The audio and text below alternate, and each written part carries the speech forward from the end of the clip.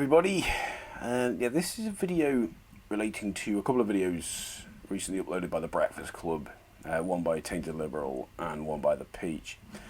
And they basically relate to a story of a teacher who has stopped addressing his class as ladies and gentlemen because someone has made him aware that it might be exclusionary to non-binary individuals, people who do not fit into the gender binary.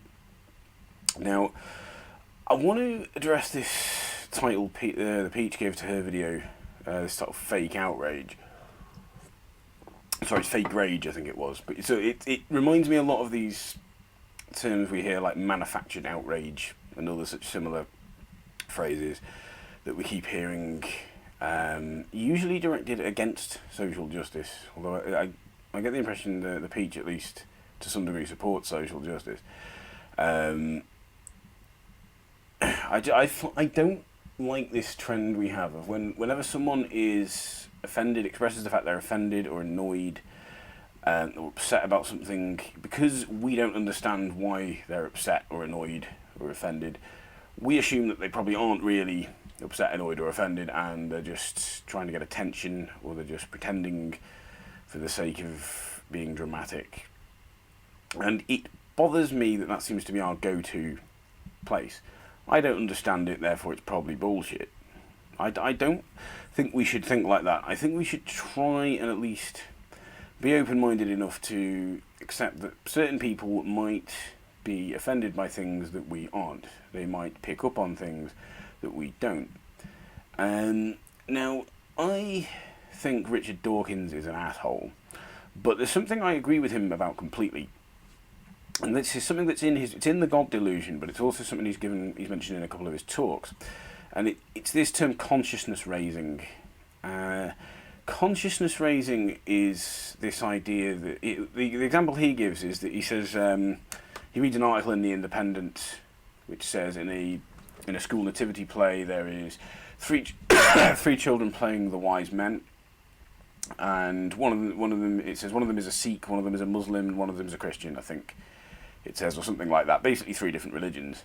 And he points out that how ridiculous would we find it if the article said this child is a Liberal Democrat and this child is a Conservative and this child is a Labour supporter.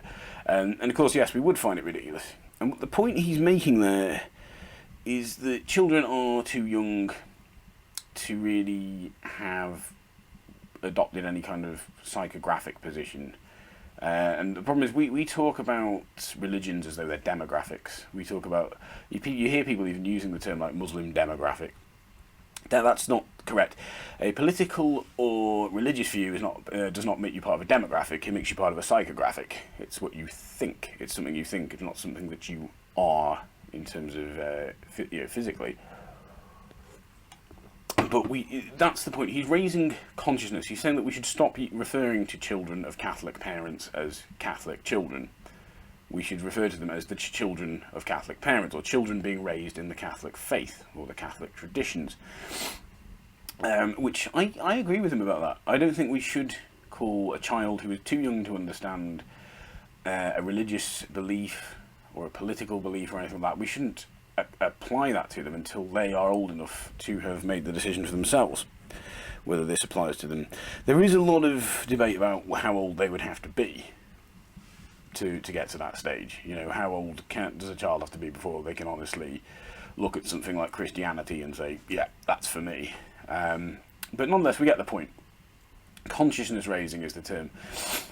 The issue here is not complaining. This is what I'm trying to say. That if someone uses the term ladies and gentlemen, and I think it's a false dichotomy to suggest we either do nothing about it or that we complain to this person and make them feel like a bad person for using a very commonplace phrase. And what I would rather do is, rather than address that individual person and try and complain to them, I would try and address society as a whole and try and raise their consciousness about the fact that not all people fit into the gender binary, and then say, like, let's try and start using terminology which reflects that.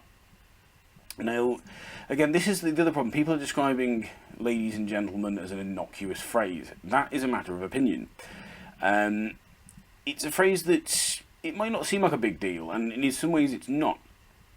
It's not a particularly big deal that people say ladies and gentlemen. That doesn't mean it's not a deal at all. It doesn't mean we ignore it, because as a lot of people keep pointing out, that is a fallacy of relative privation, when we just ignore things because we can think of worse things. But the other thing I would say is that I don't think it is another thing. I think whether or not trans girls, as it would be here if we're talking about a school, or can use the girls' bathroom, or trans boys can use the boys' bathroom, or toilet as we call it in the UK, because we don't have baths in these places. Whether or not they can do that, that is not, to me, a separate issue from the ladies and gentlemen issue. It's probably the more serious aspect of it, the serious dimension of it. But it all, to me, is one big issue. It's all about how we think. We're thinking in binary terms. And the problem with that is we tend to, a symptom of thinking in binary terms is we express ourselves in a binary manner. We say ladies and gentlemen, or boys and girls, rather than simply saying people. And I think, therefore, there is some merit in addressing people using phrases like ladies and gentlemen, because language is how we communicate. It's how we communicate. It reflects part of what we think, and it's how we communicate to people. And communication is crucially important. And what may seem like a tiny, insignificant detail might not, it might not be to someone else. And it's difficult for those of us who are fortunate enough to occupy the default. And in this case, we're all talking about cis people here, cisgendered people. We all occupy the default position. Certain, we may not occupy the default in other areas. People who aren't white, or people who aren't men, or whatever, they are not occupying the default. But when it comes to being cisgendered, yes, we all occupy the default. And I don't think it's for us to say, this doesn't matter. We need to ask non-binary individuals whether or not this matters. Now, some of them might agree, and some might not. There are people who will say this doesn't matter, although the impression I usually get from people like this is they're being a bit like what feminists call chill girls. They're sort of trying to defend the prejudice so that the people who are prejudicial will accept them, so they will gain acceptance, so they won't be seen as an annoyance, and they want acceptance from from society. More broadly, they want the society to accept them, so they try not to make waves. So they will put up with being the victims of prejudice in order to gain acceptance from the people around them. We're probably all guilty of doing that at some point or other in our lives, so I'm not trying to pass judgment, but I do think it does come across to me as people ignoring a problem, or trying to put up with a problem rather than addressing it. Now, this other thing that was brought up, Peach mentioned this, was that this kind of thing is off-putting to allies. Now that raises a huge red flag for me, because speaking as someone who is an ally, because bear in mind I'm white and middle class and male and cisgendered and straight and everything, I have a lot of privilege boxes ticked.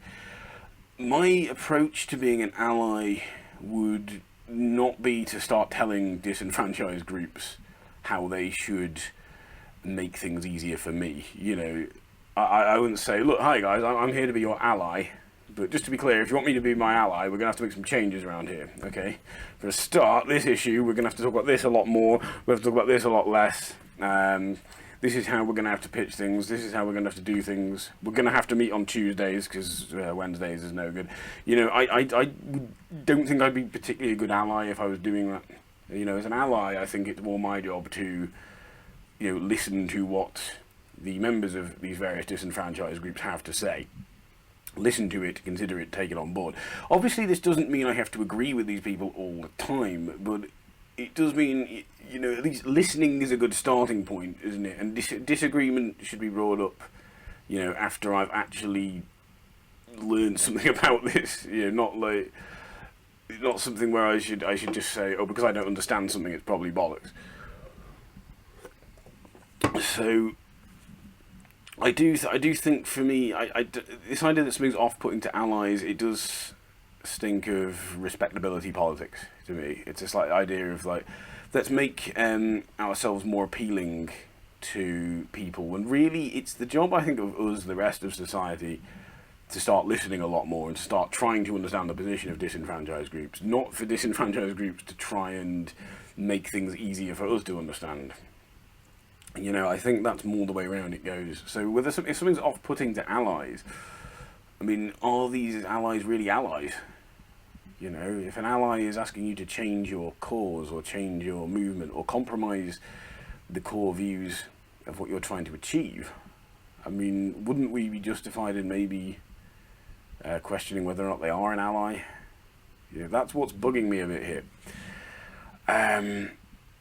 So yeah, those are most of the points I wanted to cover. But in short, yeah, I mean, I would say that, you know, we don't have to complain to someone who is using a phrase like ladies and gentlemen. Similarly, we don't have to ignore it, but we can address the issue. We can discuss the issue with them. Because if someone who says, uses the phrase ladies and gentlemen, they're probably trying to be polite, because that's generally accepted as a polite way to address people. So we can say to them, well, hey, you seem like someone who likes to be polite, you seem like a well-intentioned, decent person. Here's a thought, maybe we could have a discussion about non-binary folk, and how maybe we should try and be inclusive to them. That's sort of the way I would think about it. I think it's a false dichotomy to suggest we either complain to this person and make them feel like a bad person, or do nothing about it at all. One thing, years and years ago, I was at a sort of conference, and for certain reasons, it was pretty much usually always women who attended these conferences. I think basically because this was in an industry that was largely populated by sort of part-time working mums, basically people who were full-time mums but did a bit of part-time work when they could. And for that reason, the lady running the event kept using female-gendered pronouns. She kept referring to people there as ladies, and she kept saying she all the time, and occasionally she would remember I was there and would go, or him, yeah, and she would add this on.